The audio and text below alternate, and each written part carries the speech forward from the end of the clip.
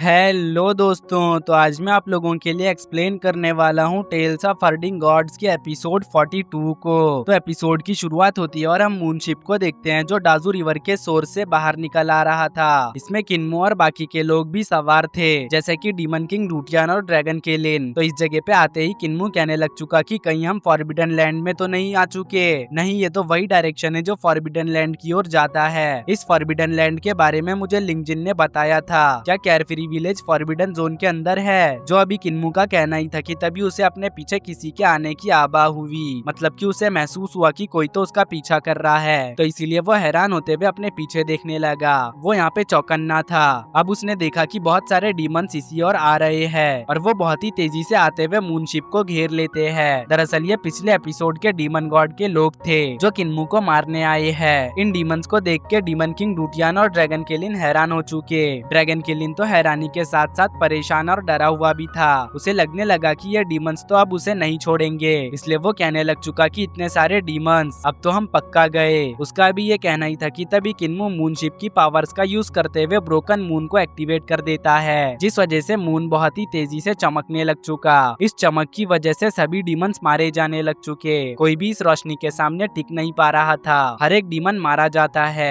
ये देख के ड्रैगन किलिन के जान में जान आती है, लेकिन तभी डीमन गॉड यहाँ पे कुछ डीमन लैंग्वेज में बोलने लग चुका, जिस वजह से डार्कनेस वापस से मूनशिप की ओर बढ़ने लगती है। लेकिन अपना हीरो किन्मू एक हैवी ड्राइवर है, इसलिए वो मूनशिप को ड्राइव करते हुए सही सलामत डार्कनेस के रेंज से बाहर लेके आ जाता है। तो ड्रैगन किलिन खुश होते हुए कहने लग चुका कि अब डीमन हमारा कुछ नहीं बिगाड़ पाएगा। लगता है डीमंस को भी अब डर का मतलब पता है। ड्रैगन किलिन की बात पर किन्मू जवाब देता है कि भले ही हम खतरे से अभी के लिए बाहर है, मगर डीमंस कभी भी एक बार में शांत नहीं बैठते। वो दोबारा से यकीनन हम पर अटैक करेंगे, इसलिए हमें पहले से ही तैयार रहना होगा। हम अपने गार्ड्स नीचे नहीं कर सकते। उनसे मुकाबला करने के लिए हमें पहले ही तैयार रहने की जरूरत है। तो इसलिए अब तुम यहाँ पे खुश होना बंद करो और चौकन्ना रहो। जो कहते कहते किन्मू आराम से शिप को कंट्रोल करते हुए आगे जा रहा था, लेकिन तभी उसके शिप के ऊपर बिजली से अटैक हो चुका, जो देख के किसी को भी कुछ भी समझ नहीं आता, क्योंकि डीमंस तो चले गए हैं, तो फिर आखिर ये सब कौन कर रहा है। उतने में ही हम आसमान में एक गरुड़ गॉड को देखते हैं जो बहुत ज्यादा बड़ा था, और वो यहाँ पे किन्मू का रास्ता रोकने आया है, या यूं कहूं कि किन्मू का शिकार करने आया है, क्योंकि ये बीस्ट एक बहुत ही ताकतवर गरुड़ गॉड है, जिसे देखते साथ ही डीमन किंग रूटियान ने पहचान लिया। और वो इसे देखते साथ ही परेशान हो जाता है, क्योंकि वो इसकी ताकत से बखूबी वाकिफ है। उसे पता है कि गरुड़ गॉड बहुत ज्यादा खतरनाक और ताकतवर है, लेकिन अब देखना ये होगा कि क्या मून गार्डियन किन्मू के सामने ये टिक पाएगा। मैं ऐसा इसलिए बोल रहा हूँ क्योंकि किन्मू की ताकत अब बढ़ चुकी है। किन्मू अब पुराना वाला किन्मू नहीं रहा,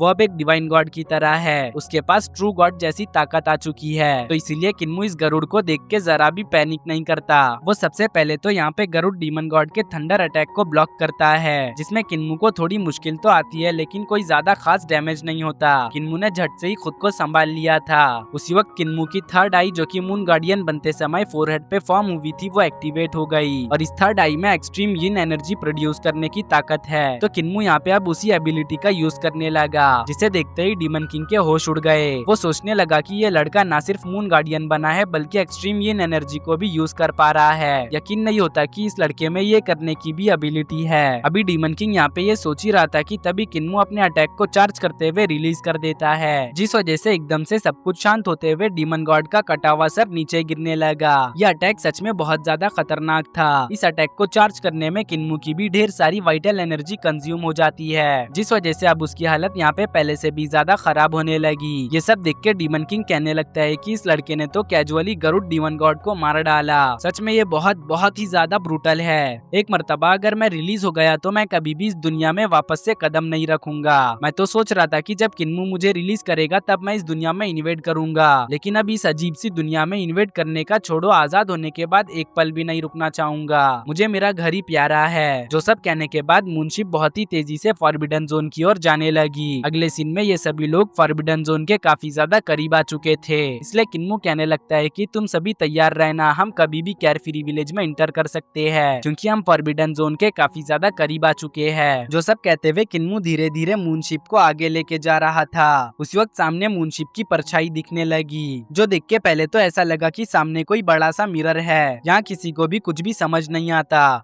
ड्रैगन किलिन और डीमन किंग तो काफी कंफ्यूजन में थे। दरअसल ये जो सामने मूनशिप की परछाई दिख रही है वो फॉरबिडन जोन में इंटर करने का एक पोर्टल है जो मिरर की तरह हर एक चीज को रिफ्लेक्ट करता है। अब मूनशिप जैसे ही इस पोर्टल के कांटेक्ट में आती है वैसे ही वो यहाँ पे डिवाइन पैटर्न्स रिलीज करने लगती है और तभी अचानक से बहुत ही तेजी में मूनशिप पोर्टल के अंदर खींचा चला गया। अंदर भी डिवाइन पैटर्न्स चमक रहे थे। तभी इस जगह पे कुछ मैकेनिकल फॉर्मेशन टाइप का एक्टिवेट होने लगता है और इसमें रास्ता बनते हुए किन्मू की शिप आगे जाने लगती है। ये सब किन्मू भी गौर से देख रहा था। उसी वक्त इस तरफ सामने से तेज रोशनी आने लगी जिस वजह से ड्रैगन किलिन सामने का व्यू नहीं देख पा रहा था। उतने में ही ये सभी लोग एक अलग ही दुनिया में आ पहुँचे जो दुनिया दिखने में खूबसूरत लग रही थी। इस दुनिया को देखकर ड्रैगन किलिन कहने लगता है कि क्या ये केयरफ्री विलेज है। इस जगह को देखने के बाद डीमन किंग सोचने लगता है कि यहाँ रहने वाली सिविलाइजेशन आखिर कितनी ताकतवर होगी। मैं जानना चाहता हूँ कि उन लोगों ने किस ऊंचाई को छुआ होगा। यहाँ एक चीज अजीब थी और वो ये थी कि यहाँ पे सब कुछ बिखरा हुआ और टूटा हुआ था। इन सब चीजों को देख के डीमन किंग कहने लगा कि भला ये दुनिया इतनी बिखरी हुई क्यों है, क्या यहाँ पे कुछ हुआ था। इन टूटे हुए इमारतों को किन्मू भी देख पा रहा था। उसे इस जगह पे टूटा हुआ कुछ बैनर टाइप का दिखता है जिसपे चाइनीज में शांगुआंग लिखा हुआ था, मतलब कि सुप्रीम एम्परर। इस दुनिया की डिस्ट्रक्शन को देख के डीमन किंग डूटियान को फिर से अपनी दुनिया की डिस्ट्रक्शन याद आने लगती है। वो कहने लगता है कि इस दुनिया को भी मेरी दुनिया की तरह डिस्ट्रॉय कर दिया गया।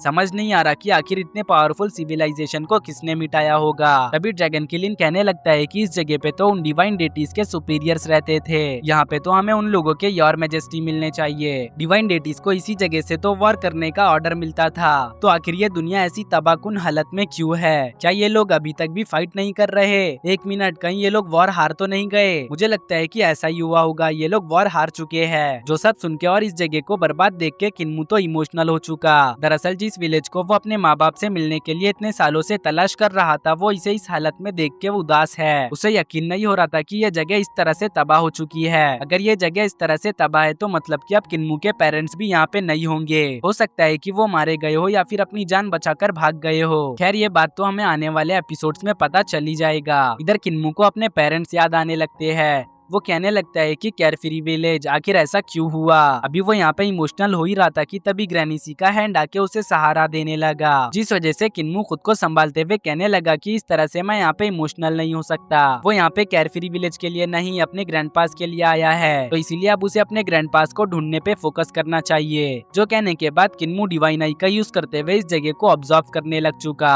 तो उसे यहाँ पे अपने सामने एक इनविजिबल बैरियर दिखता है जो एक आर्टिफैक्ट के जरिए कंट्रोल हो रहा था। ये आर्टिफैक्ट एक आर्टिफिशियल सन की तरह चमक रही है और यहाँ पे हमें काफी सारे गोल्डन डिवाइन पैटर्न्स भी दिखे जो बहुत सारे थे। ये सब देखकर ड्रैगन किलिन कहने लग चुका कि आखिर हम इसके अंदर कैसे जाएंगे। उतने में ही किन्मू को एक जगह पे अपने विलेज के डेटी स्टैचूज दिखे, जिन्हें देखने के बाद किन्मू को समझ आ चुका था कि उसके ग्रैंडपास यहाँ पे जरूर आए होंगे, इसीलिए तो ये डेटी स्टैचूज यहाँ पे मौजूद है। अब वो कहने लग चुका कि यकीन नहीं होता मेरे ग्रैंडपास ने इन स्टैचूज को यहाँ तक लाया। मुझे लगता है कि डार्कनेस से बचने के लिए उन लोगों ने ये स्टैचूज लाया होगा। ये बात तो मुझे समझ आ रही है, मगर डार्कनेस से बचने के बाद बिना मूनशिप के इस केयरफ्री विलेज में आया नहीं जा सकता, तो आखिर ग्रैंडपास इस जगह पे कैसे आ गए। अभी वो यहाँ पे ये सोच ही रहा था कि तभी उसे कुछ दूर पे ही ग्रैंडपा माँ का पाम प्रिंट दिखा, इसलिए वो समझ चुका कि ग्रैंडपा माँ ने यहाँ पे अपना अटैक यूज किया है, वो भी अपने थंडर फिस्ट का यूज करते हुए। जो कहने के बाद उसे आगे ग्रैनी सी की डिवाइन एबिलिटी भी दिखी। उसी वक्त उसे ग्रैंडपा डीव के कैलीग्राफी का प्रिंट भी दिखता है, इसलिए वो कहने लगता है कि शायद सारे ग्रैंडपास फॉरबिडन जोन में जबरदस्ती घुस गए होंगे। जो कहते कहते उसे आगे ग्रैंडपा बुचर की नाइफ लाइट, फिर ग्रैंडपा विलेज चीफ की सॉर्ड इंटेंट भी दिखी। साथ ही साथ यहाँ पे एक होल भी था, मतलब कि ग्रैंडपास ने इस जगह पे एक होल बना दिया।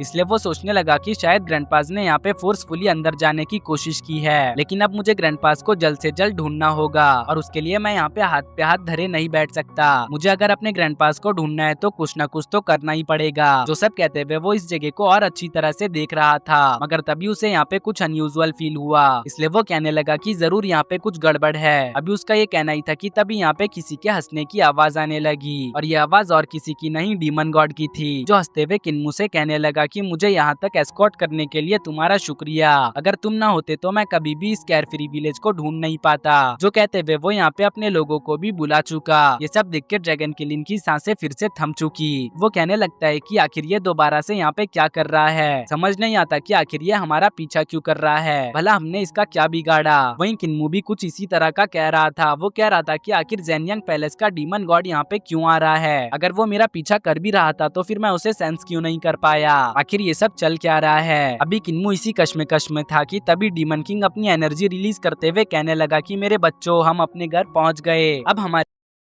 पास खुद का घर होगा, क्योंकि हम इस केयरफ्री विलेज को ही अपना घर बनाएंगे, इसलिए जाओ जाकर इस पूरे जगह को कब्जा लो। जो कहने के बाद उसने अपने डीमंस को बैरियर में मौजूद छेद से अंदर भेजना शुरू कर दिया। डीमन गॉड के बच्चे भी इस जगह को कब्जाने के लिए काफी ज्यादा एक्साइटेड थे, इसलिए वो तेजी के साथ बिना वक्त गवाए और बिना कुछ सोचे समझे अंदर जाने लगे। जो देख के ड्रैगन किलिन किन्मू से पूछने लगा कि मास्टर, क्या आप इसे रोकेंगे नहीं? अगर आपने इसे नहीं रोका तो वो इस पूरे जगह को कब्जा लेगा। ड्रैगन किलिन की बातों पे किन्मू कोई भी जवाब नहीं देता, वो बस शांति से इन सब चीजों को देखने लगता है। उसे देखकर ऐसा लग रहा था कि जैसे कि उसे इन डीमंस को रोकने में कोई भी दिलचस्पी ना हो। इधर अंदर की तरफ डीमन गॉड भी आ चुका और अपने बच्चों से खुश होते हुए कहने लगा कि मेरे बच्चों, जल्दी करो, तुम्हें इस जगह के एक एक कोने को कब्जा करना है, कोई भी कोना छूटे ना।